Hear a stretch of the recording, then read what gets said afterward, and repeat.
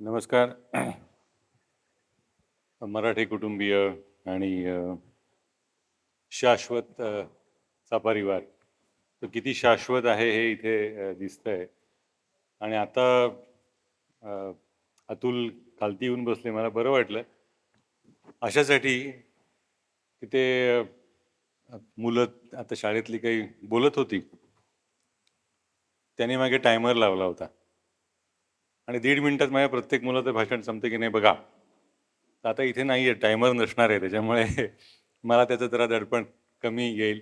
5 मिनिटात 37 मुलं प्रमाणपत्र घेऊन गेली असं त्यांनी मला ताबडतोब सांगितलं.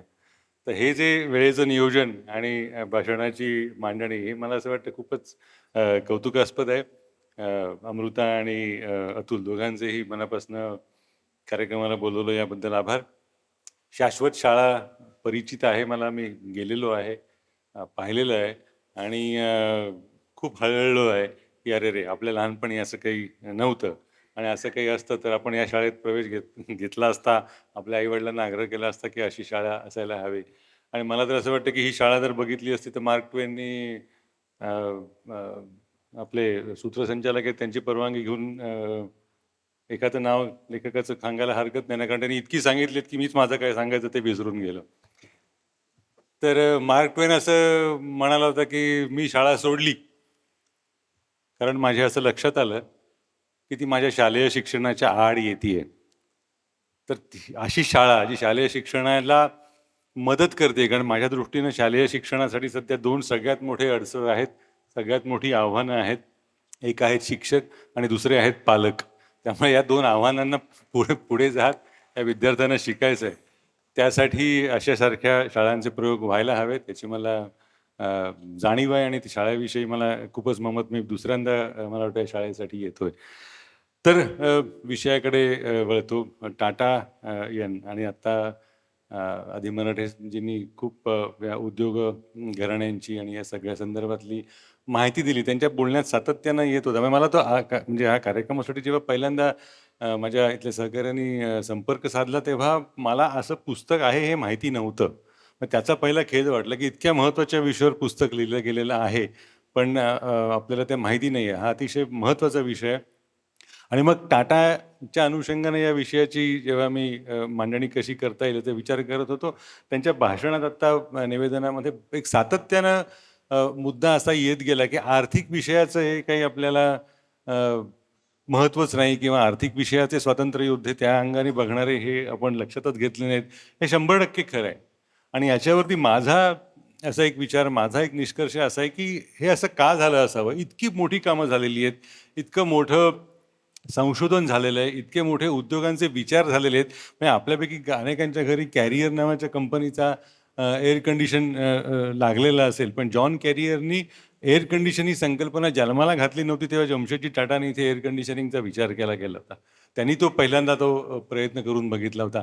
हायड्रो इलेक्ट्रिसिटी नावाची संकल्पना जन्माला पण आलेली नव्हती. म्हणजे हायड्रो इलेक्ट्रिसिटी असू शकते याचा विचारही कुठे जगामध्ये झालेला नव्हता. त्यावेळेला पुण्याहून मुंबईकडे येताना तो उतार बघून त्यांना असं लक्षात आलं की अरे इथे पाणी साठवलं आणि आपण जर त्या पाण्याच्या जनित्र त्याच्यावरती फिरवली प्रवाहावरती तर वीज तयार होऊ शकेल. हायड्रो इलेक्ट्रिसिटी कल्पना त्यावेळेला नव्हती. आणि हा महाराष्ट्र म्हणा किंवा हा आपला प्रदेश म्हणा, हा इतका विचारांचा दरिद्री तुम्हाला प्रामाणिकपणे सांगतो की त्यावेळेला टाटांनी अनेकांना घराघरात जाऊन जे उद्योजक होते किंवा ते साधे नागरिक होते त्यांना विचारलं, वीज हवी का वीज? ते म्हणाले नको नको, आम्हाला विजेची काही गरज नाही. तर टाटा इलेक्ट्रिकच्या विजेला ग्राहक नव्हते सुरुवातीला. आणि हा प्रसंग मला अशासाठी महत्त्वाचा वाटतो की ज्या वेळेला एनरॉन करार 2001च्या सुमारास तो रद्द केला गेला त्यावेळेला महाराष्ट्र सरकारच्या गृहसचिवाने त्या विषयाचे ते संबंधित सचिव होते, ऊर्जा सचिवाचे जे काही अहवाल आहेत त्याच्यात अधिकृतपणे लिहिलं. म्हणजे आपण किती बदलत नाहीये हे याच्यावरून तुम्हाला दिसेल. त्या अहवालामध्ये हे अलीकडची 2001 सालची घटना आहे. ते अधिकारी कोण मी नाव सांगत नाही. आत्ता अलीकडेच त्यांचं निधन झालं. महाराष्ट्राला विजेची गरज नाही. त्याच्यानंतर 1 वर्षभरात महाराष्ट्र लोड शेडिंगमध्ये काय झालं ते सगळं आपण बघतो आहोत. तर हा असा मुद्दा आहे. असं वारंवार का घडतं याचं माझ्या दृष्टीने अतिशय साधं आणि अतिशय महत्त्वाचं, अतिशय बोचरं, अतिशय प्रामाणिक विवेचन असं की आपण गरिबीचं नको तेवढं उदात्तीकरण करत राहिलो. गरिबी इतकी मोठी कौतुकाने सांगितली जाणारी गोष्ट आहे की एखाद्याचं बरं चाललंय असं म्हणलं की आपल्या पोटात गोळा येतो, म्हणजे नक्की काहीतरी भानगड केली असणार. चांगल्या मार्गाने कोणीतरी काही चांगला श्रीमंत होऊ शकतो किंवा नाही, विचारच गेलेला आहे आपला. कारण गरिबीचा संबंध मग साधेपणाशी जोडला गेला. साधी राहणी, उच्च विचारसरणी हे असताना पण साधी राहणी म्हणजे दरिद्री नव्हे. या वातावरणामध्ये हे का सांगतोय मी, म्हणजे संपूर्ण प्रदेशच्या प्रदेश 12व्या शतकापासून सपाट झालेला आहे. ताठ उभं राहायचं कसं ही माणसं विसरून गेलेली आहेत. आपण कुणासाठी तरी चाकरीच करायची अशी विचारधारा पिढ्यानपिढ्या रुजलेल्या देशामध्ये एखादा कोणी शिवाजी शहाजी भोसले नावाचा मुलगा उभा राहतो आणि छत्रपती होऊन तो त्या साम्राज्याला स्वतःचं एक स्थान निर्माण करतो, आव्हानं देतो. अशा या वातावरणानंतर दुसरी कुठली मोठी घटना असेल तर ज्या प्रदेशामध्ये वारंवार गरिबीचं उदात्तकरण केलं, मग ते किती उदात्तीकरण करावं. म्हणजे मला कधी कधी मराठी असले ते काही वाक्प्रचार किंवा म्हणी या भाषेतनं कायमच्या काढून टाकाव्यात असं वाटतं. त्यातल्या काही अशा आहेत की अंथरूण पाहून पाय पसरावेत. मी उंच आहे तर नाही, तुझं अंथरूण लहान आहे ना, मग तू पाय पोटाशी घेऊन झोप. म्हणजे खरं म्हणजे तू अंथरूण इतकं मोठं कर की आणखी दोघे येऊन झोपले तरी हरकत नाही असं सांगायला हवं. अंथरूण पाहून पाय पसरावेत वगैरे वगैरे. आणि ते इतकं आपल्या रक्तामध्ये भिनलंय हो. म्हणजे मी अर्थसंकल्पावरच्या विवेचनात तिथे नागपूरमध्ये मध्यंतरी बोलताना म्हणालो होतो की आपलं काव्यमन पण तसंच झालंय. त्या तिथे पलीकडे तिकडे माझी या प्रियेचे झोपडे, बंगला नाही झोपडे, प्रिया पण झोपडीत राहणार. तर अशा ह्या प्रदेशामध्ये एखादा पोरगा उभा राहतो ज्याचा या व्यवसाय नावाच्या प्रकाराशी काहीही संबंध नाही. तो पारंपरिक पौरोहित्य करणाऱ्या घराण्यातला मुलगा, नुसेरवांजींचा मुलगा तो. तर त्या इकडे गुजरातमधल्या नवसारीमधनं मुंबईला येतो आणि असं काहीतरी करून जातो की अख्खा देश त्याच्या नावावरती उभा राहावा. याचं महत्त्व का आहे? 1839 हा जमशेदजी टाटांचा जन्मसाल आहे. तुम्ही ह्या 1839 साल सहज गुगल जरी केलं ना तर तुम्हाला लक्षात येईल की त्याच वर्षी अमेरिकेमध्ये जॉन डी रॉकफेलर नावाच्या माणसाचा जन्म झालेला आहे. 3 महिन्याचं अंतर आहे दोघांमध्ये. रॉकफेलरनी अख्ख्या विश्वाच्या, त्यांचं वर्णनच वैश्विक औद्योगिक पितामह असंच त्यांचं वर्णन केलं जातं. रॉकफेलर यांचा जन्म आणि जमशेदजींचा जन्म एकाच कालखंडात व्हावा, एकाच वर्षी व्हावा, 3 महिन्याचं दोघांमध्ये अंतर असावं आणि रॉकफेलरला त्याचं साम्राज्य एका त्यांच्या आयुष्यात उभं राहताना बघायला मिळालं. आणि इथे जमशेदजींना 3-3, 4-4 पिढ्या गेल्यानंतर त्यांना कुठे हा जो एक टाटा नावाचा जो एक मोठा अतिशय प्रभाव असलेला एक शब्द तयार झाला आहे, त्यांना तेवढी खर्च करावी लागली. हे विलक्षण आहे. म्हणजे हे मला म्हणजे देश मोठे का होतात, जग मोठं का होतं, काही काही देशांमधनं ही आर्थिक संपत्ती हे हे हे सगळं कसं तयार होतं, याचा जेव्हा विचार करतो तेव्हा हे खूप अप्रूप वाटतं की अरे हे ना सुचतं कसं. म्हणजे बेंजामिन सिलिमन नावाचा कुठला तरी 1858 सालचा एक रसायनशास्त्राचा प्राध्यापक, तो काहीतरी बघतो असं गंमत आणि त्याला लक्षात येतं की याच्यामध्ये ऊर्जा असू शकते, तेल असू शकतो. पेन्सिल्व्हेनिया राज्यामध्ये तात्या टोपे, झाशीची राणी हा सगळा संघर्ष होत होता त्या कालखंडामध्ये. तो त्याच्यातनं एक प्रचंड मोठा उद्योग उभा राहतो. तो इतका मोठा उद्योग उभा राहतो की त्यावेळच्या अमेरिकेच्या सरकारला आव्हानं देईल असा एक उद्योगपती त्यातनं जन्माला येतो आणि तो म्हणजे जॉन डी रॉकफेलर. रॉकफेलर आणि जमशेदजी टाटा एका सालातला जन्म आहे. त्यांना ज्या अनुकूल परिस्थितीमध्ये आपलं उद्योग साम्राज्य तयार करता आलं आणि इथे यांना तो एक संघर्ष तयार झाला. म्हणजे एकतर माणसांना गरजच वाटत नव्हती असं काही करावं यासाठी.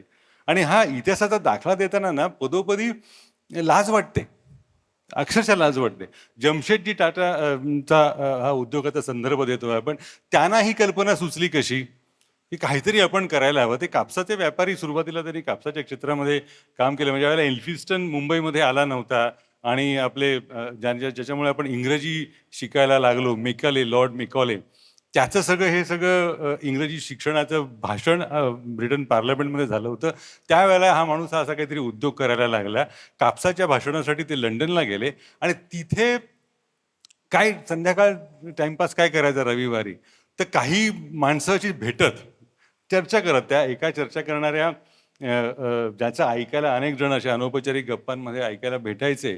त्या व्यक्तीचं नाव थॉमस कार्लाइल, प्राध्यापक होता, गणिताचा प्राध्यापक होता. तो तिथे बोलता बोलता म्हणाला, आता हे हे का लक्षात घ्यायचं, तर असलेलं आपण किती छानपणाने घालवतो आणि नंतर आमच्याकडे सगळंच होतं असं सांगतो, त्याचं हे उत्तम उदाहरण आहे. आणि त्या थॉमस कार्लाइलच्या समोर जे काही 4 माणसं होती, त्याच्यामध्ये 2 माणसं आपल्याला अतिशय परिचित आहेत, दादाभाई नौरोजी आणि दुसरे जमशेदजी टाटा. थॉमस कार्लाइल बोलता बोलता म्हणून गेला, की ते सोनं वगैरे ठीक आहे हो, कारण तेव्हा गोल्ड स्टँडर्ड होतं इकॉनॉमीचं. म्हणजे देशाची अर्थव्यवस्था सोन्याच्या साठा तुमच्याकडे किती आहे त्याच्यावरती अवलंबून असायची. गोल्ड स्टँडर्ड हा प्रकार होता. त्यावेळेला थॉमस कार्लाइल सारखा माणूस सहज सांगून जातो, की सोनं किती याला महत्व नाही. कुठला देश मोठा होऊ शकतो असं त्यांचं विधान आहे त्यावेळेला, ज्याच्याकडे पोलाद आहे. आता तुम्ही कल्पना करा, की अशा वातावरणामध्ये काहीतरी वेगळं सांगून जातो. त्याच्याबरोबर ते दादाभाई नौरोजींनी हा मुद्दा तिथे अधिक ताणला, भारतामध्ये पोलाद मिळू शकतं का? दादाभाई नौरोजींना हा मुद्दा कोणामुळे आला?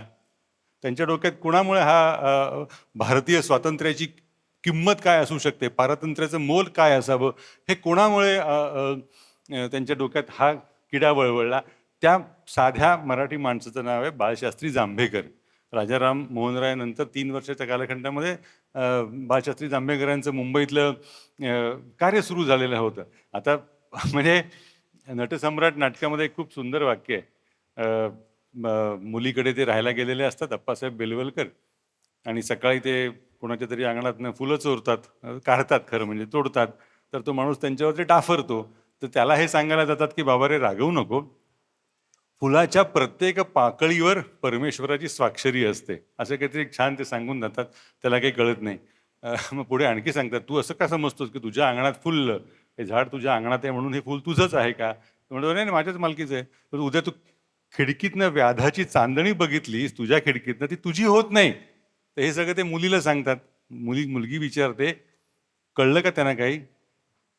त्याच्यावरती अप्पासाहेब बेलवलकरांचं खूप सुंदर वाक्य आहे, ज्याला इंग्रजीमध्ये खूप छान शब्द, प्रोफाऊंड स्टेटमेंट. नाही, माणसांना सोप्या गोष्टी कळतात. भाषास्त्री जांभेकरांची सोपी गोष्ट आपल्याला माहिती आहे. दर्पणकार नावाने त्यांना आपण ओळखतो. दर्पण नावाचं एक वर्तमानपत्र त्यांनी काढलं. पण त्यांच्या एकंदर बौद्धिक कारकिर्दीमध्ये सगळ्यात लहान महत्त्वाची कुठली गोष्ट असेल ना, ते दर्पण आहे.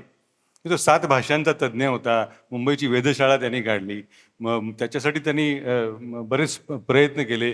इंग्रजांच्या काळात ज्यावेळेला म्हणजे कंपनी सरकारचं राज्य होतं, तेव्हा कंपनी सरकारला असं वाटत होतं, की इंग्रज सरकारचा, इंग्रज देशाचा अधिकृत इतिहास लिहिला जावा. ते काम त्यांनी बाळशास्त्री जांभेकरांना दिलं. आता तुम्ही कल्पना करा, मुंबईतल्या एका मराठी माणसाला इंग्लंडच्या सरकारला हे काम द्यावंसं वाटलं. तर त्यांच्याकडनं ही त्यांनी प्रेरणा घेतली, आणि ते पहिल्यांदा जेव्हा जमशेदजी टाटा यांनी ऐकलं, तेव्हा त्यांना लक्षात आलं, की भारतामध्ये पोलादासाठी प्रयत्न करायला हवेत. अमेरिकेला गेले. त्या पोलाद क्षेत्रात जी कोण माणसं होती त्यांना कामाला आणता येईल का? ते कोणी म्हणाले, काय भारतात काही होऊ शकणार नाही, पोलादाची काही शक्यताच नाही वगैरे. मग ते प्रयत्न करत करत करत आता जे जमशेदपूर उभं आहे, जिथे पोलादाचा कारखाना आहे टाटा स्टीलचा, तो कारखाना उभा राहिला. पोलाद सापडणार आहे का हे माहिती नाही. म्हणजे हे उद्योग नुकता कुठे त्यांचा सुरू झालेला होता, आणि तो उद्योग सुरू झाला त्याची कर्मभूमी सुद्धा खरं म्हणजे ही विदर्भातली आहे, नागपूरची आहे. 1874 साली त्यांनी एम्प्रेस मिल काढली. मग पहिला उद्योग टाटांचा हा नागपूरमधला आहे. खरं म्हणजे नागपूरकरांना अभिमान वाटायला हवा, आणि नागपूरच खरं म्हणजे देशाची औद्योगिक राजधानी व्हायला हवी. नाही झाली हा मुद्दा सोडून द्या. पण मुळात तो उद्योग इथे निघाला, त्याच्याविषयी इथल्या परिसराला माहिती नसेल. म्हणजे कापूस पिकतो त्या प्रदेशामध्ये टेक्स्टाईलचा उद्योग असायला हवा. साधा विचार आहे. आता अलीकडे सरकार ही मागणी करतं, की नागपूरमध्ये आता इथे एवढी मोठी टेक्स्टाईल पार्क इथे आहे, पण तो कापूस तिथला जो पिकतो तो तिथे वापरलाच जात नाही. सुरत आणि बनारसमधनं वगैरे इथला माल येतो. पण हे सगळं असं जोडणं आहे, हे हे त्या माणसाला कळत गेलं. या कालखंडामध्ये जेव्हा त्यानं प्रवास करत होता, जे इंग्लंडला वारंवार तर जातच होते. कापसाचा त्यांचा व्यापार होता, तो एकदा बुडला. अगदी म्हणजे दिवाळखोरीचीच वेळ आली. मग ते पोलादाचं वेळ डोक्यात घेतलं. त्या पोलादासाठी अमेरिकेला जावं लागलं. अमेरिकेच्या बोटीवर मध्ये त्यांच्या जपानहून अमेरिकेला ते निघत होते. त्या बोटीमध्ये काय 20-25 दिवस लागत असणार हो. ही माणसं कशी काम करत असतील? त्यांनी एके ठिकाणी महाबळेश्वरहून मुंबईला यायच्या प्रवासाचं वर्णन करून ठेवलेलं आहे. 2दा गाड्या बदलाव्या लागत, कारण रेल्वे वाठार त्या तिथपर्यंतच जायची.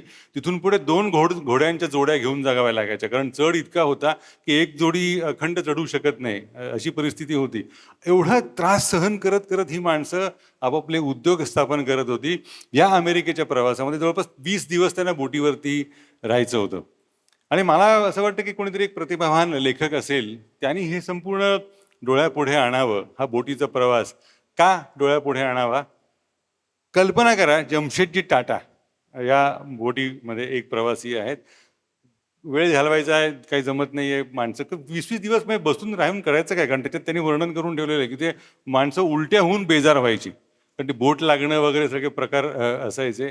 मग ते कोंबड्या बिमड्या ते मोकळेपणाने अशाच बोटीवरती हिंडत असायच्या. त्या बोटीचा दर्जा काय असेल, त्याची स्थैर्यता किती असेल. त्या बोटीच्या प्रवासामध्ये त्यांना आणखी एक कल्पना सुचली, कारण त्यांचा सहप्रवासी होता. त्या सहप्रवासाला आपण सगळे एका नावाने ओळखतो, स्वामी विवेकानंद. विवेकानंद आणि जमशेदजी टाटा हा मोठा प्रवास आहे. म्हणजे जपान ते अमेरिका हा त्यांचा प्रवास आहे. त्यावेळेला बोलता बोलता अतिशय विज्ञानप्रेमी विवेकानंदांनी त्यांना हा जो एक मुद्दा आहे की भारतामध्ये विज्ञान संशोधनाची एखादी संस्था असायला हवी. अमेरिकेमध्ये तुम्ही जाताय, अमेरिकेमध्ये हार्वर्डसारखी संस्था आहे, इंग्लंडमध्ये ऑक्सफर्ड केम्ब्रिज आहे. भारतामध्ये मूलभूत विज्ञानाला मदत करणारी संस्था असायला हवी. ते त्यांनी डोक्यामध्ये घेतलं आणि चला आता आपण अशी संस्था काढायची. म्हणजे तिथे टाटा स्टीलच्या डोक्यामध्ये आलं, इथे विवेकानंदांमुळे विज्ञानाचं खूळ आलं. लॉर्ड कर्झन वगैरे मंडळी याला कशालाही मदत करत नव्हती. त्यांनी सरकारकडे अर्ज केला होता की मला विज्ञानाची संस्था काढायची आहे, मला पैसे लागतील, पैशाची मी व्यवस्था करीन, आर्थिक मदतीची मला गरज नाही, पण शासकीय मदत जी लागते सरकारकडून काहीही मदत मिळाली नाही. साहजिकच आहे, कारण परकीयांचं सरकार होतं. या माणसाने, तुम्ही कल्पना करा, म्हणजे किती भारलेली माणसं असू शकतात. आणि ते भारले पण मला कधी कधी दुर्दैवी वाटतं, ते एकाच काळात कसे सगळे चांगले होऊन गेले. आता म्हणजे आता आम्हाला अगदी म्हणजे लेखक सुद्धा मिळायला मारामार, सगळे एका काळात होऊन गेले सगळे. असो, ते दुःख वेगळंच आहे. तर तर या काळामध्ये त्यांना पैसा जोडा, सरकार जागा देईना. या माणसाने मुंबईतल्या स्वतःच्या 17 प्रॉपर्टीज विकल्या, स्वतःच्या खाजगी मालमत्ता सर्व विकल्या. आणि मग ती संस्था निघाली जिचं नाव आपण इंडियन इन्स्टिट्यूट ऑफ सायन्सेस नावाने ओळखतो. बेंगलोरला संस्था आहे. भारताच्या विज्ञान संकल्पनेची गंगोत्री आहे ती. आणि ह्यांचं दुर्दैव असं, म्हणजे हे हे सगळं बघायला काहीच ते नव्हते. म्हणजे ते शिल्लक, ते बिचारे त्या सगळ्या प्रवासामध्ये दगदग केली, थकलेले आहेत. 1904 साली इंडियन इन्स्टिट्यूट ऑफ सायन्स उभी राहिली. हे आधीच यांचं निधन झालेलं आहे. 1874चा हा उद्योग आणि 1904ची ती. मधल्या कालखंडामध्ये मुंबईसारख्या ठिकाणी चांगलं हॉटेल असायला हवं. मला हा गुण का महत्त्वाचा वाटतो माहिती आहे का? म्हणजे मध्यंतरी व्हॉट्सअपवरती तो फिरणारे ते विनोद असतात ना, व्हॉट्सअपवरचे विनोदच वाचावेत, बाकी काही वाचू नये. कारण एक स्वतंत्र विद्यापीठच तयार झालेलं आहे आणि काय काय येतं ते बघतो आपण. तर त्याच्यातनं एक तो खूप छान विनोद होता. तर कोलंबस मराठी असता तर, मग त्याचा घरी संवाद कसा झाला असता. तो म्हणाला असता, मी जेव्हा इकडे जागतिक सफरीवर जातोय, मग बायको म्हणाली असती, काय अडलंय का, तूच जायला पाहिजे काय, काय तुझ्याशिवाय काय कोणी नाही काय, बस घरामध्ये. नाही नाही, मग मला जायलाच हवं. मग ते त्या तुझ्या ते 4 टवाळक्या मित्रांना घेऊन जाणार असशीलच तू, वगैरे वगैरे वगैरे, असा तो अखंड मोठा संवाद आहे. आणि मग शेवटचा त्यातला ती बायको म्हणते, संध्याकाळी ढोसाचा प्लॅन असेलच तुझा तिथे. तो त्याच्या शेवट त्याचा असा आहे की कोलंबस म्हणतो, जग मारली, जातच नाही मी अमेरिका शोधायला. तर जर हे टाटा प्रकरण जर मराठी असतं, म्हणजे महाराष्ट्रात असून सुद्धा त्यांना मराठी माणसाचा गुण लागला नाही किती कौतुक आहे. पंचतारांकित हॉटेल, पंचतारांकित हॉटेल असं बांधावं असं वाटलं. आणि ते सुद्धा त्याची कल्पना त्याने जेव्हा मांडली, आणि ती कथा आहे की त्यांना कुठल्या परदेशी हॉटेलमध्ये येऊ दिलं नाही वगैरे, ते थोड्याशा दंतकथा आहेत, कारण त्याचा अधिकृत पुरावा काहीच उपलब्ध नाही आहे.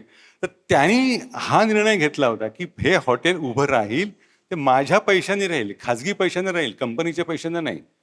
टाटानी ते हॉटेल स्वतःच्या पैशाने उभं केलं. ते त्यांना बघता आलं नाही, त्याच्या आधीच त्यांचं निधन झालं.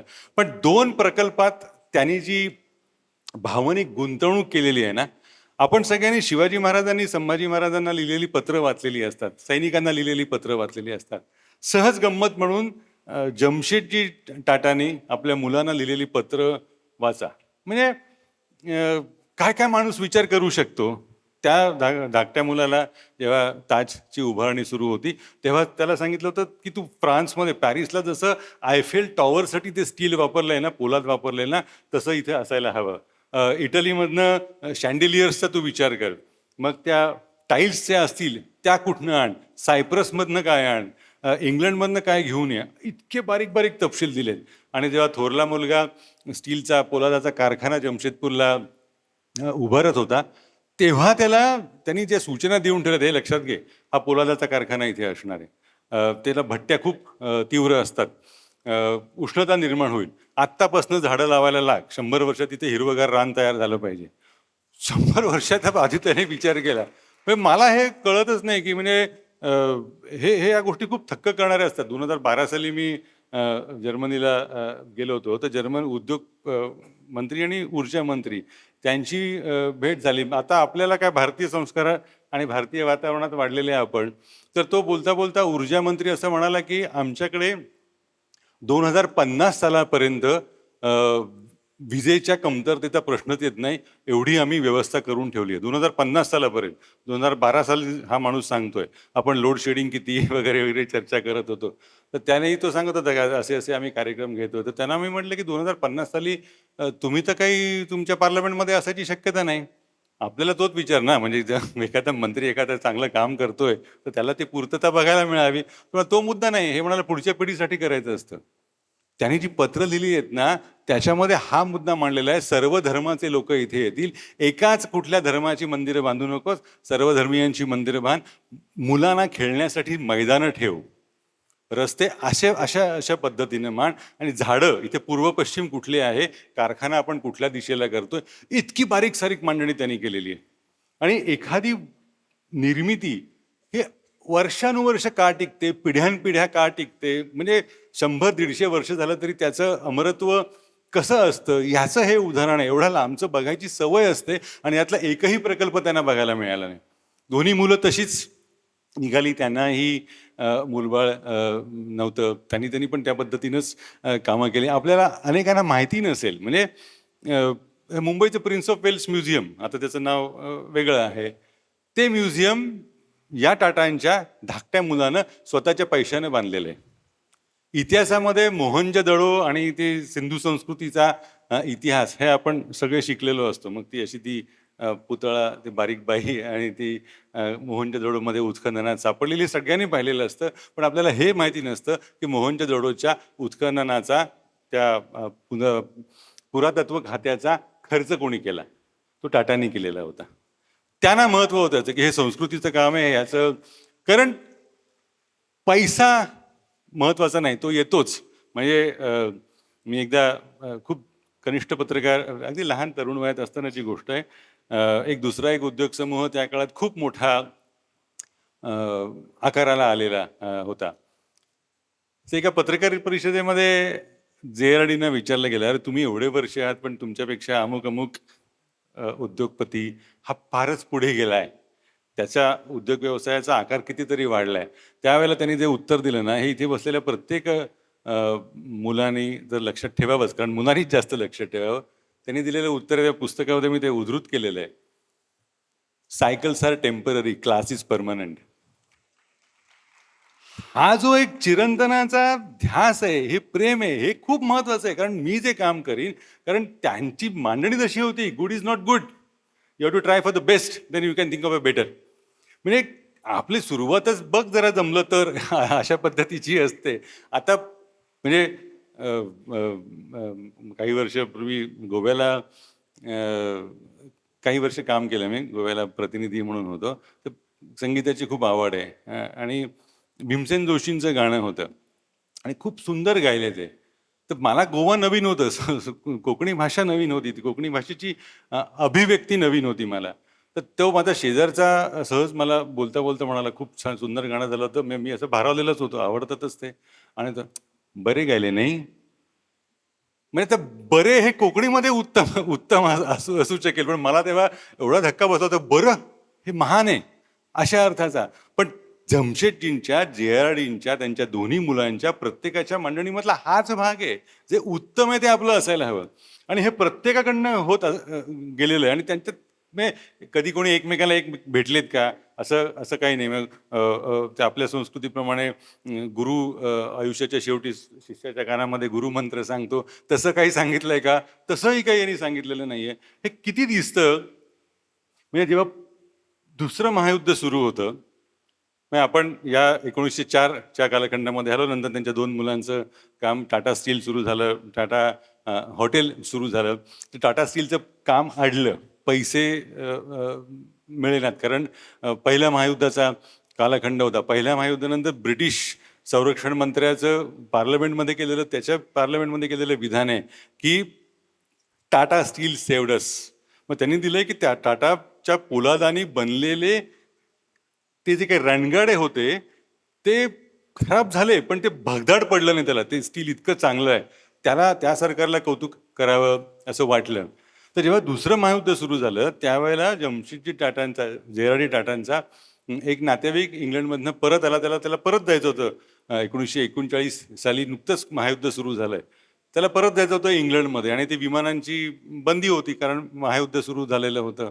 तर यांनी सांगितलं, जातो कशाला, काय तुला काय म्हणजे अडचण काय तुला, तुम्हाला अडचण काय, तिथे मला केवढं काम आहे, माझं संशोधनाचं काम आहे, माझे काही विद्यार्थी आहेत, मी विद्यार्थी आहे, अनेक महत्त्वाच्या प्रकल्पामध्ये शिकतोय. तर यांनी त्याला विचारलं की तुला काय म्हणजे ते ते काय शिकते ते तुला इथे करता नाही येणार का? मला नाही, इथे भारतात काही सोयीसुविधा नाही आहे. म्हणजे सोयीसुविधा तयार करूया ना आपण, मी तुला मदत करतो. त्यांनी त्या घरच्या त्यांचा भाचा त्याला मदत केली, आणि तो त्यांचा भाचा हा नावाने आपल्या सगळ्यांना माहिती आहे, होमी भाभा. होमी भाभानी मध्ये Tata institute of fundamentals research सुरू केलं की तुला तिथे संस्था नाही आहे ना, तिथे तिकडे तू म्हणतोस तिथे त्या दर्जाचं इथे शिकवायला कोणी नाही ना, आपण संस्था सुरू करू. आता ही एक घटना म्हणजे कार्लाईलचा ऐकून जमशेदजी टाटा निघून गेलेले आहेत. 1904 साली निधन झालेलं आहे. 1932च्या नंतर यांनी काही एकमेकांचा काही संबंध नाही, आणि ते रक्तातल्या नात्यांनी पण नाही आहेत, थेट रक्तातल्या नात्यातली नाही आहेत. हा जे.आर.डींचा तुम्हाला आता हा जो किस्सा सांगितला तसा सांगितला, तसाच प्रकार रतन टाटांच्या बाबतीत घडला. अमेरिकेला मध्यंतरी काही वर्षापूर्वीची गोष्ट आहे, 1997-98च्या सुमारासची ही गोष्ट. तर त्यांनी एकाला भेटायला बोलवलं. तर तो काय महत्वाच्या कंपनीमध्ये, खाजगी कंपनीमध्ये होता, त्याला काही ते जमलं नाही. त्या माणसाला भेटायला हे स्वतः गेले. आता कालखंड बघा तुम्ही, केवढे प्रचंड आहेत, ही घटना कुठली, ही घटना कुठली. आणि त्याला सांगितलं की तू काम, एवढ्या मोठ्या कामामध्ये तू आहेस, ते काम आपण भारतात तयार करूया. तर त्यांनी असं सहज म्हणजे मुद्दा सांगितला की हो, मोठ्या कामामध्ये सुपर कॉम्प्युटर बनवतोय, महासंगणक बनवतोय. मग हे त्याला म्हणाले की तुला ती जी काही साधनसामग्री आहे ती आम्ही उपलब्ध करून देतो, आणि तू ते तिकडे सुरू कर, महाराष्ट्रात ये, भारतात ये. मराठी माणूस होता तो, आणि तो भारतामध्ये आला. तो महासंगणकाचं काम आता पुण्याजवळ सुरू आहे. आणि त्या ज्या व्यक्तीला स्वतः रतन टाटा जाऊन भेटले, त्यांचं नाव आपल्यापैकी अनेकांना माहिती असेल, जागतिक दर्जाचे गणिती डॉक्टर नरेंद्र करमरकर. आता ते तू काम करतोस ना, ते इथे कर, मी तुला मदत करतो. हे जे प्रत्येक ठिकाणी सांगण्याचा हा तो त्यांचा तो भाग आहे. तुम्ही हे समजून घेणं इतकं मला महत्त्वाचं वाटतं की स्वातंत्र्य लढा पेटलेला आहे. म्हणजे गांधी, टिळक, ह्या सगळा त्यांचा ते संघर्ष सुरू आहे. त्यावेळेला जमशेदजी टाटा गेलेले, त्यांचा कालखंड संपलेला आहे. त्यांची 2 मुलं, एकाचं नाव सर रतन नावाने तो ओळखला जातो, तो इंग्लंडमध्ये अपघातामध्ये त्याचं निधन झालं. तर त्याच्यानंतर जमशेदजीच्या घराण्याचे वारसदार या अर्थाने जे.आर.डी. आले.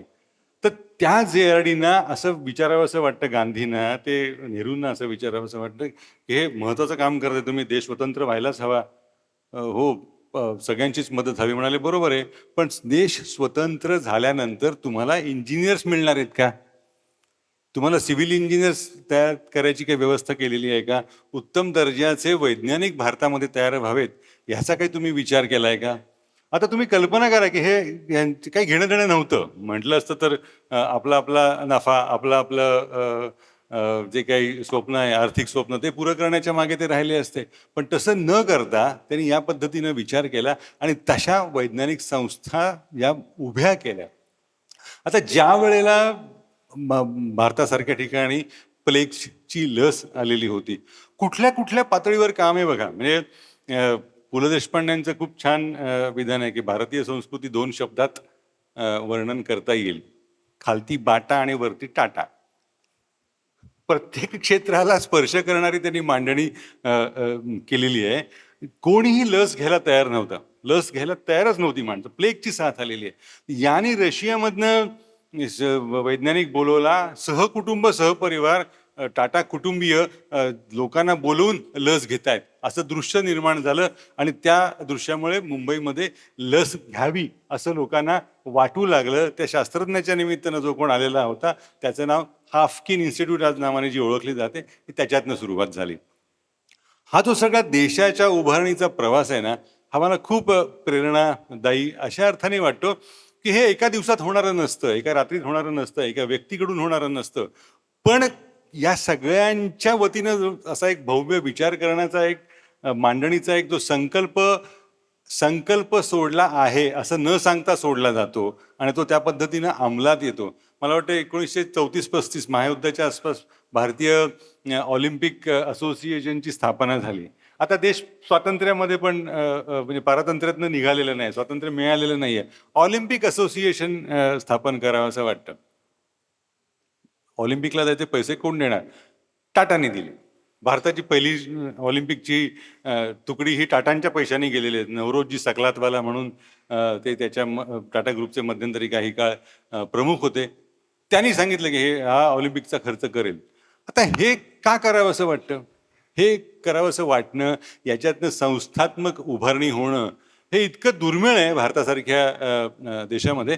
कारण एकतर आपल्याला मगाशी जसं म्हणालो तसं गरिबीविषयी खूप उदात्तीकरण आहे आपल्या आपल्या संस्कृतीमध्ये. त्याच्यामुळे तो गरीब असेल तो बाय डिफॉल्ट सज्जन आहे असं आपण मानतो, किंवा जो बऱ्यापैकी श्रीमंत असेल तर बाय डिफॉल्ट फ्रॉड त्यांनी केलेला असणार असं एक मानलं जातं.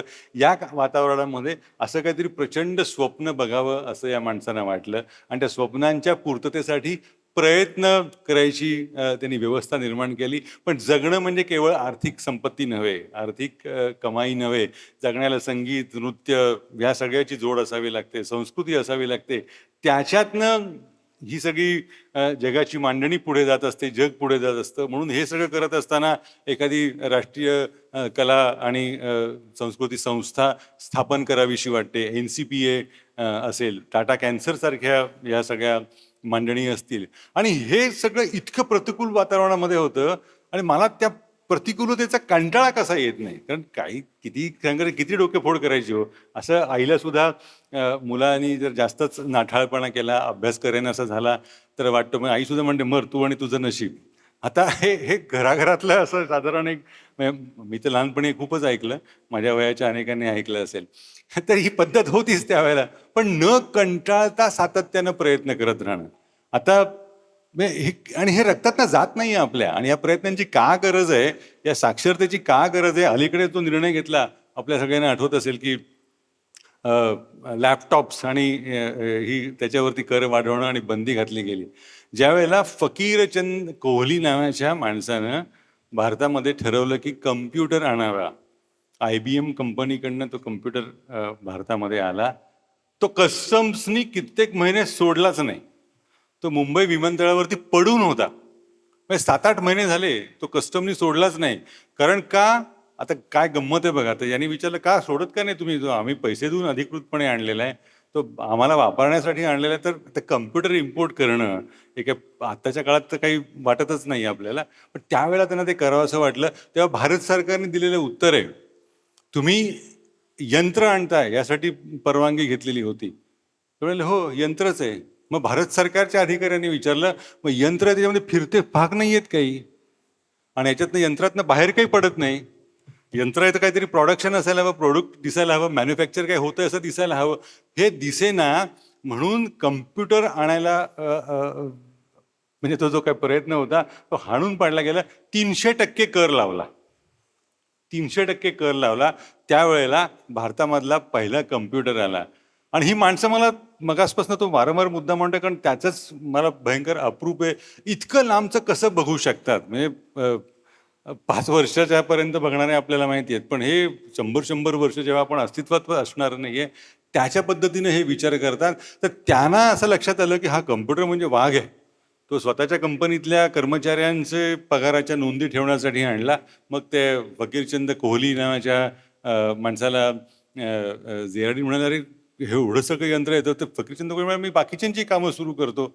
मग बाकीच्यांची कामं त्यांनी सुरू केली. मग त्यांना लक्षात आलं की हे कामाची ताकद त्याची अफाटच आहे, आणखी आपण कामं करूया. मग त्यासाठी स्वतंत्र कंपनी या सगळ्यांनी सुरू केली आणि ती कंपनी भारतातली आज सगळ्यात मोठी IT मधली कंपनी आहे. TCS तिचं नाव आहे. TCSची स्टोरी ही आणि हे मुळात फकीरचंद कोहली हे सॉफ्टवेअर नावाच्या प्रकाराशी काहीही संबंध नाही. IT नावाच्या प्रकाराशी काहीही संबंध नाही. म्हणजे हल्ली घराघरामध्ये अनेक आया म्हणजे शाश्वत त्या मुलांच्या नाही, पण एकंदरच बाकीच्या घरांमध्ये ज्या आया, त्या मुलगा काही करणार आहे म्हणाला IT मध्ये जायचं आहे म्हटलं की ते विचारतात, जास्त मागणी कशाला आहे? हार्डवेअरला का सॉफ्टवेअरला?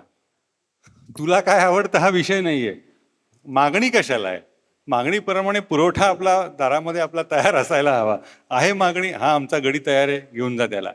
पण ज्या वेळेला या माणसाला काहीही कळत नव्हतं. हे इलेक्ट्रिकल इंजिनियर, एक पश्चिम बंगालमधलं तिकडच्या अभियांत्रिकी संस्थेमध्ये होते. अतिशय ब्रिलियंट इंजिनियर.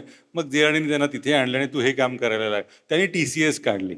आता त्या TCSचा काय झालं हे मी सांगायची गरज नाही. 4 लाखापेक्षा जास्त आज त्या कंपनीमध्ये कर्मचारी आहेत. म्हणजे भारतीय रेल्वे खालोखाल सगळ्यात मोठा एम्प्लॉयर देशामधला कुठला असेल तर ते TCS कंपनी आहे. म्हणजे 4 लाख एम्प्लॉय. आता भारतीय रेल्वेचे किती आहेत ते विचारू नका, 14 लाख आहेत. त्यामुळे रेल्वेचं ते काय आपल्याला आर्थिक गणित जे बिघडलेलं दिसतंय ते आहे आणि ते किती बिघडलेलं आहे. मध्यंतरी जेव्हा सुरेश प्रभू रेल्वे मंत्री होते तेव्हा दिल्लीला काही कामानिमित्त गेलो होतो. योगायोगानं अर्थसंकल्पाचा कालखंड होता आणि सुरेश प्रभू खूपच सज्जन असल्यामुळे त्यांनी मंत्रालय फार गांभीर्याने घेतलेलं होतं आणि ते खूप चिंतेमध्ये होते. अरे काय करणार? तर का चिंतेमध्ये होते ते कारण सांगितलं तर तुम्हाला हसायला येईल. कारण त्या वर्षीपासनं रेल्वेचं अर्थसंकल्पाचं जे संतुलन असतं ते बदललं. बदललं म्हणजे काय झालं? तर निवृत्ती वेतनाचा खर्च हा कर्मचाऱ्यांच्या वेतनापेक्षा अधिक झाला.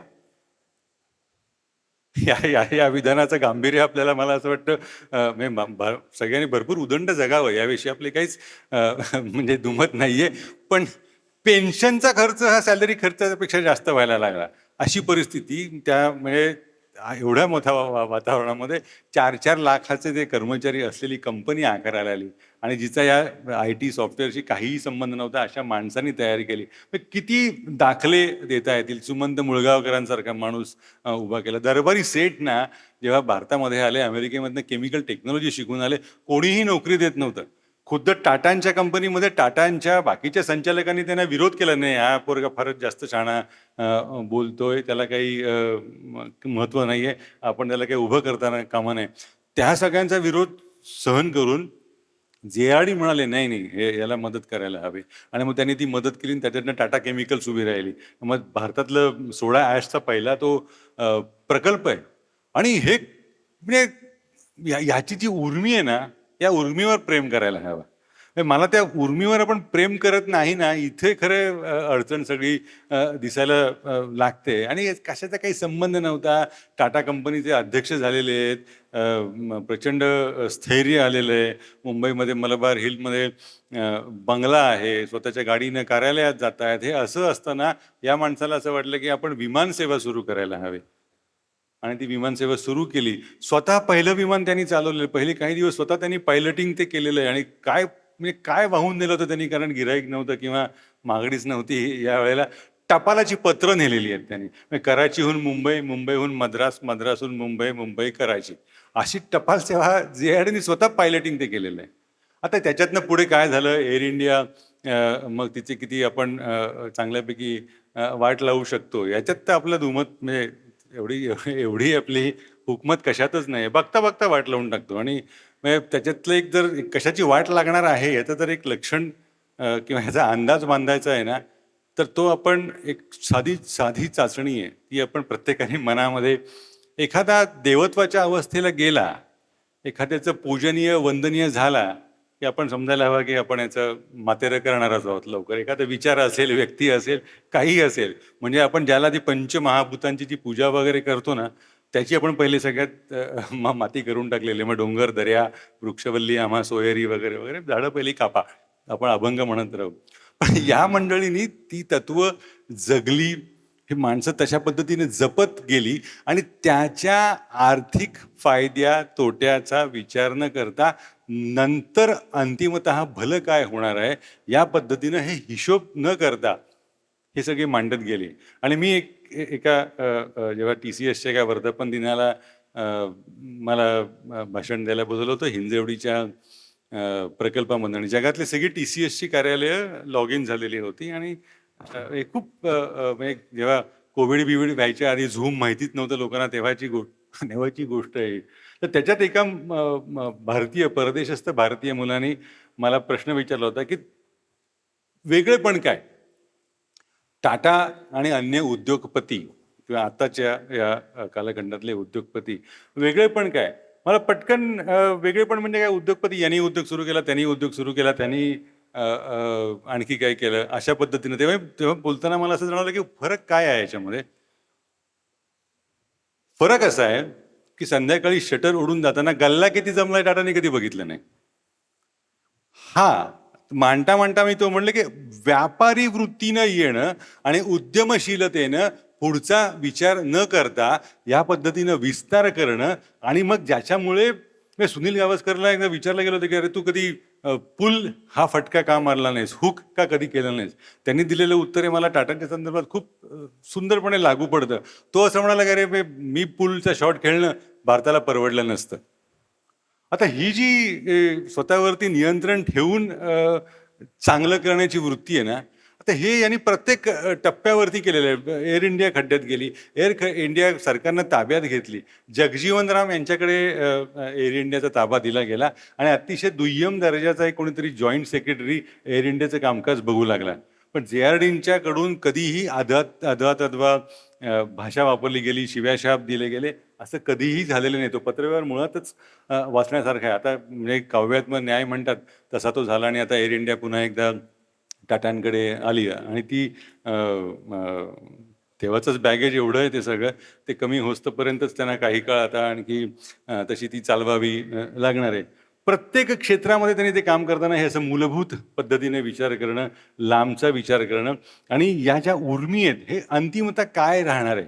आणि एक एक तुम्हाला उदाहरण देतो. ब्रिटनच्या उद्योगमंत्री भारतामध्ये आलेल्या होत्या आणि ही कधीची गोष्ट आहे ज्यावेळेला फोर्डकडून ठरलं होतं की लँड रोवर बंद होणार आहे. तर तिथे जगातल्या 3-4 मोठमोठ्या उद्योग समूहांनी ठरवलं होतं की तो उद्योग आपण घ्यायचा. मग कर्मचाऱ्यांमध्ये मतदान घेतलं गेलं की काय तुम्हाला काय वाटतं. त्यांनी सर्वानुमते सांगितलं की टाटा घेणार असतील तर आमची हरकत नाही, आम्ही संप वगैरे करणार नाही. तिथल्या कर्मचाऱ्यांना असं वाटलं, JLR त्यावेळेला ब्रिटनच्या अर्थमंत्री असं म्हणाले होते की we consider Tata our own. आता हा एक काव्यात्म न्याय आहे. ज्या इंग्रजांनी भारतावरती राज्य केलं त्या इंग्लंडच्या उद्योग मंत्रालयाला असं वाटतं की हा भारतीय, ज्याला लॉर्ड कर्झननी सायन्स इन्स्टिट्यूटसाठी परवानगी दिली नाही, भेटी नाकारल्या, जेव्हा टाटा स्टीलचा प्रकल्प उभा राहत होता, पैसे अडले, तेव्हा टाटांनी अपील केलं लोकांना की आपण शेअर्स घ्या. मग अशी बोलता बोलता दाखला दिला गेला टिळकांचा. 1882 साली त्या माणसाने अग्रलेखामध्ये लिहून ठेवलंय की जॉईंट स्टॉक कंपनी मराठी माणसांनी काढायला पाहिजे. म्हटलं ते मराठी वर्तमानपत्रच काढत होते ना. टिळक 82 साली सांगतात जॉईंट स्टॉक कंपन्या मराठी माणसांनी काढा, शेअर मार्केटमध्ये त्यांनी गुंतवणूक हवा. तर त्या मराठीमध्ये अलीकडच्या काळामध्ये मी म्हणजे तो शब्द ऐकला मराठी माणसाकडून, त्याला सट्टा बाजार म्हणतात शेअर बाजाराला. आता ज्याला जिथे चांगला तुम्ही रितसर नफा करू शकता त्याला जर सट्टा बाजारच म्हणणार असाल तर मग एकंदर गणित अवघडच होऊन बसतं. तेव्हा त्यांनी आव्हान केलं लोकांना की तुम्ही शेअर्स घ्या. आणि ज्या वेळेला स्वदेशीची चळवळ मुंबईमध्ये सुरू होत होती 1915 च्या नंतरचा त्या आसपासचा कालखंड आहे, त्यांनी ती टिळकांनी एक वेगळा विचार म्हणून ती मांडली. त्याच्या आसपास हा जेव्हा शेअर्सचा मुद्दा आला तर रविवार होता आणि मुंबई तेव्हाची नोंदी आहेत तेव्हाच्या जी रांग लागलेली होती 1.5 किलोमीटरची रांग रविवारी सकाळी. म्हणजे पुण्याला चितळ्यांकडे रांग लागते सकाळी बाकरवड्या घ्यायला. मराठी माणूस खूप उत्साहाने आता खरं म्हणजे भाकरवडी हा रांगेत लावून घ्यायचा पदार्थ आहे का, हा मुळात विचार करायला हवा. कोणाचा का असेना, पण शेअर घ्यायला, कारण ते टाटांचे होते. हा घडलेला प्रकार हा इकडे 20व्या शतकामध्ये इंग्लंडच्या कर्मचाऱ्यांना वाटतं, की टाटा घेणार असतील तर आम्ही संप करणार नाही. आणि ते संप घेत नाहीत. लँड रोव्हर ही कंपनी टाटांकडे आली, कोरस ॲक्विजिशन, खूप खूप उदाहरणं ही सगळी याच्यातनं द्यायला हवीत, देता येतात. आणि ती अशा पद्धतीने मला असं वाटतं, की हे सांगायला हवं. कारण मी याची प्रेरणा का, म्हणजे मला का सांगावं असं वाटलं, हे मुळात तुम्हाला सांगतो. 1998 साली हेल्सिंकीला पत्रकार ज्या जे काही दौरे असतात त्याच्या दौऱ्यामध्ये होतो आणि तिथे छोट्या पत्रकारितेच्या विद्यार्थ्यांशी गप्पा मारता मारता असाच विषय निघाला. तर त्यातल्या एका मुलाने मला प्रश्न विचारलेला आठवतोय. लहान मुलगा, आता शाश्वतची मुलं होती तशाच पद्धतीचा असेल तो. भारताचा कुठला ब्रँड तुम्हाला सांगता येईल? भारताचा ब्रँड कुठला? आणि तो त्याच्या आधी बोलता बोलता, म्हणजे ह्या प्रश्नाकडे तो येईल असं मला वाटलंच नव्हतं. कारण तो म्हणाला, आमच्याकडे स्वीडनला काय मोटरसायकलच्या पद्धतीचे ब्रँड आहेत, बोफोर्स आहे, आमची स्वतःची वेगळी एक इंडस्ट्री आहे, फिनलंडला तर काय नोकिया आहे. तो असे देश आणि त्यांची उत्पादनं यांच्या अभिमानाने नमूद करत होते. छोटे छोटे देश आहेत, छोटे छोटे म्हणजे आपल्या शहरांच्या एवढी त्यांची ती आकार आणि लोकसंख्या असेल. भारतासारख्या एवढ्या मोठ्या देशाचा ब्रँड कुठला? हा खरंच महत्त्वाचा मुद्दा मला असं वाटतं. आणि त्याच्यामुळे लक्षात आलं, की हे हे जे संचित आहे, हे भारतीय मातीमध्ये घडलेलं आहे. अनेक जण आपल्यापैकी सर्रासपणे सांस्कृतिक सवयीचा भाग म्हणून महाबळेश्वरला गेले, की स्ट्रॉबेरी घेऊन येतात. पण ज्या भागामध्ये स्ट्रॉबेरी नावाचा काही प्रकारच नव्हता, तर स्ट्रॉबेरी तिथे आली कुठून? हा प्रश्न आपल्याला पडतो का? आणि त्याचं उत्तर मला असं वाटतं, की हे सांगायला हवं, की बाकी म्हणजे महाबळेश्वरच्या खालती उतरला तर लोक काय पिढ्यानपिढ्या स्ट्रॉबेरी पिकवतायत, स्ट्रॉबेरीचे चरक आहेत, स्ट्रॉबेरी ज्यूस घ्या. असं असं काहीच नाहीये. पण तरी महाबळेश्वरला स्ट्रॉबेरी खूप लोकप्रिय झाली. कारण जेव्हा जमशेदजी टाटांनी स्वतःच्या पैशातनं मुंबईतल्या टीबी झाल्या, तेव्हा टीबी हा खूप जीवघेणा आजार होता. तेव्हा त्यांना कोरड्या हवेमध्ये जाऊन राहावं लागायचं, हा उपचार दिला जायचा.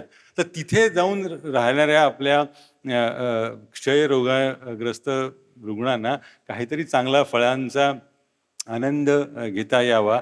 त्यांनी परदेशातनं स्ट्रॉबेरी आणली. त्याला लक्षात आलं, की जिथे कुठे पिकते परदेशामध्ये, त्या तिथलं हवामान आणि महाबळेश्वरचं हवामान हे एकसारखं आहे.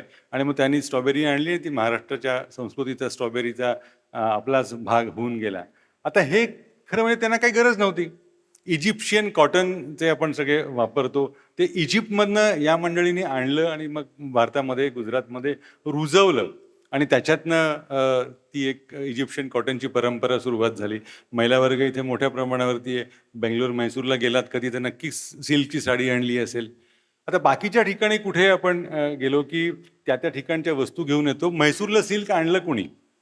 म्हैसूरच्या शेतकऱ्यांचं एकंदर जीवनमान लक्षात घेता इथे सिल्कचे किडे, रेशमाचे किडे या लोकांना दिले तर छान पद्धतीनं एक वेगळा व्यवसाय तयार होऊ शकेल, असं जमशेदजी टाटांना वाटलं. त्यांनी त्यावेळेला त्या सिल्कचे रेशमाचे किडे ठिकठिकाणाहून आणले आणि त्या परिसरातल्या शेतकऱ्यांना वाटले.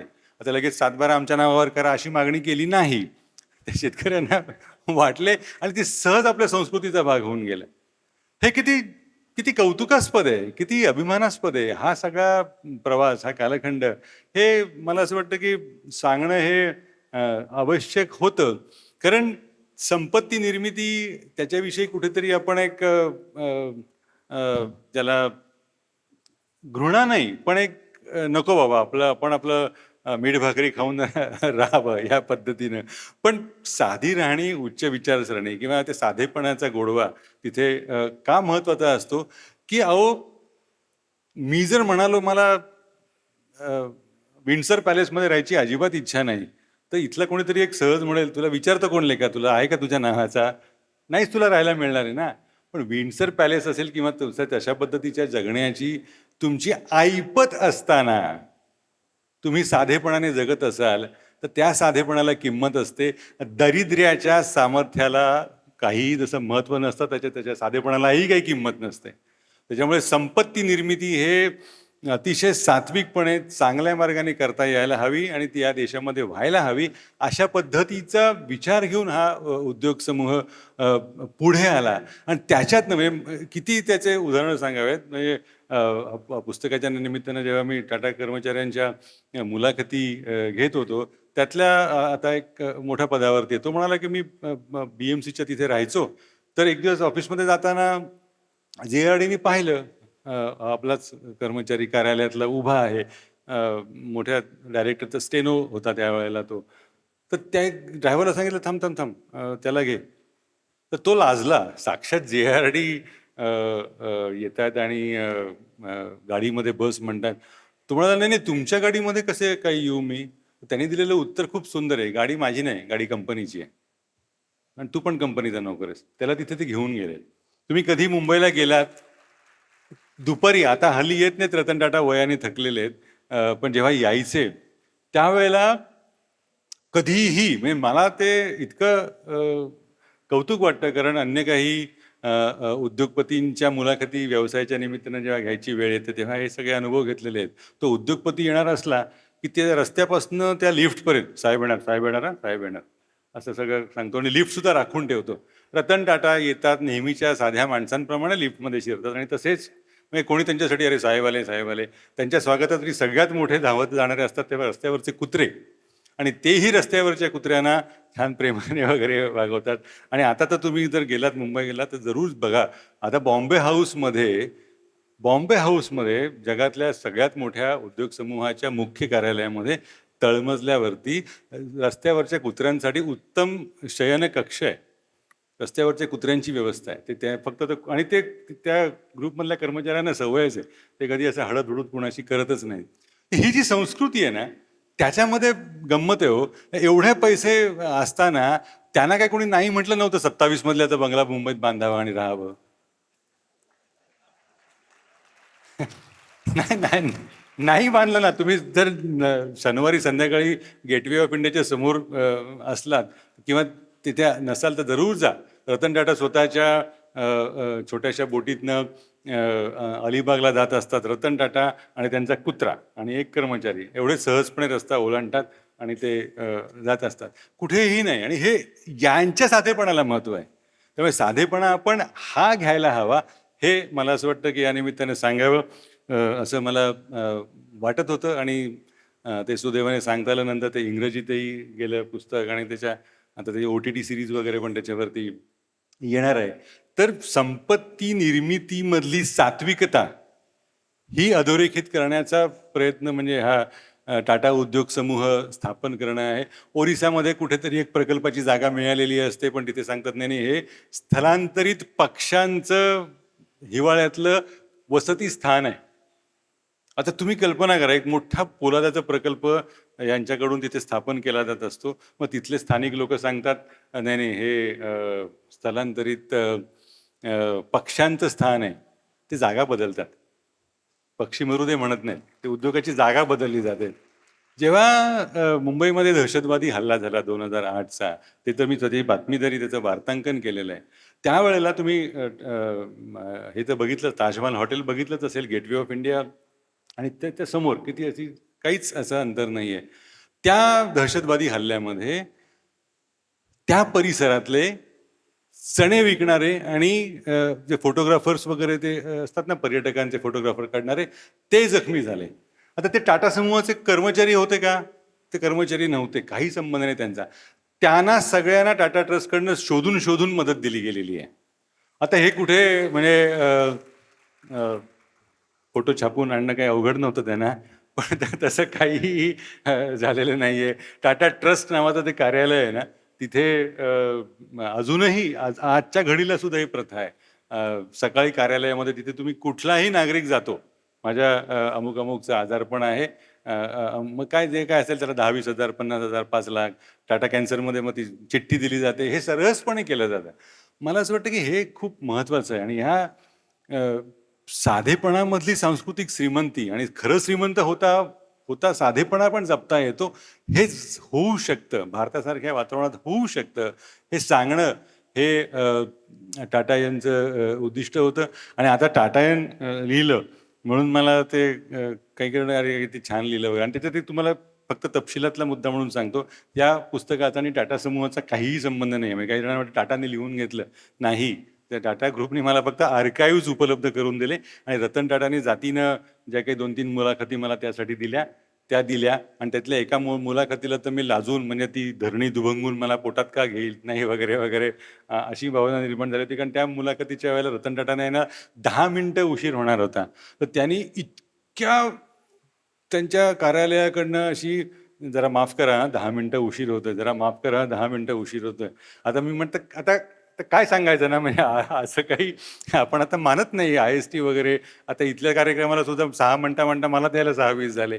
पण ते रतन टाटांना लाज वाटली आपल्याला 10 मिनिटं उशीर होतो आणि ते व्यक्त करण्याचा जराही कमीपणा वाटला नाही. हे सगळे खूप छान गुण आहेत. हे सांगायला हवं, लोकांपर्यंत जायला हवं.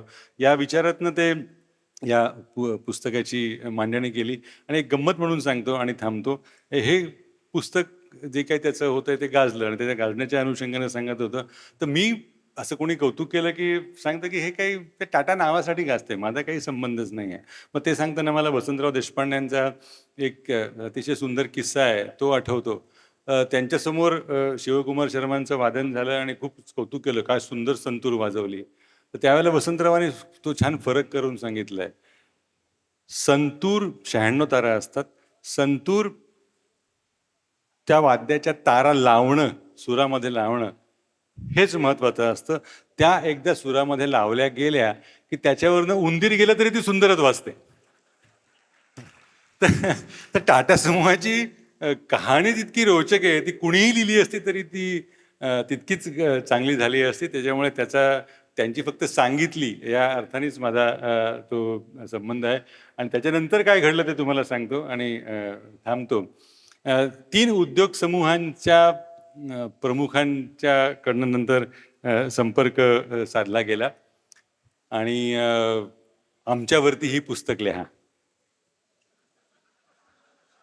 मला पोटात गोळाच आला. म्हणजे आता आपण उद्योग समूहांच्या गोष्टी सांगणारे लेखक होणार की काय वगैरे वगैरे. कारण मराठीमध्ये परंपरा आहे. एका मोठ्या कवीनी एका मोठ्या बिल्डरचं चरित्र लिहिलेलं आहे. त्याचं नावच आहे सूर्य पाहिलेला माणूस. बापरे! म्हणजे म्हणजे उद्योग समूहातल्या एका व्यक्तीवरती लिहिलेल्या पुस्तकाचं नाव सूर्य पाहिलेला माणूस.